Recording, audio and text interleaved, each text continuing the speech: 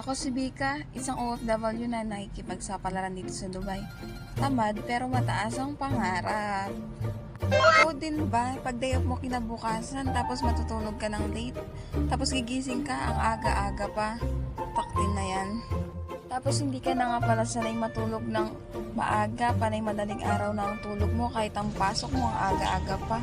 At dali-dali na nga pala ako pumuntang kusina para kunin ang manok ni ka-flatmate para iluto ko. Okay, joke lang at binalatan ko na nga itong papaya para ihanda na para sa aking gagawing tinola.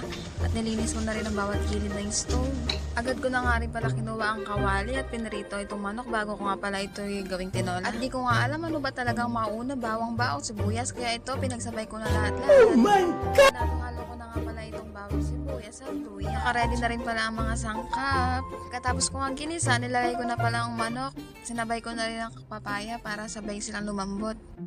Fast forward na nga tayo, ito na nga, wala nga pala akong daon ng sili or malunggay, kaya ito nilagay ko onion leaves na lang. Nung nakita ko ng kumulo, binuksan ko nga pala at titikman ko sana. Mukhang may galit nga sa akin ng tinola, nahulog ang kaldero at natalsikan pa ako ng mainit na sabaw. Tinikman ko na nga, pwede na ang lasa niya, pwede ka na mag-asawa. At sa tingin ko, pwede na nga ito, kaya kumuha na nga pala ako ng mangkok at kutsara. At sabay ko nga pala tinawag si ka-flatmate para naman makabawi ako sa ninenok kong mantika sa kanya kanina.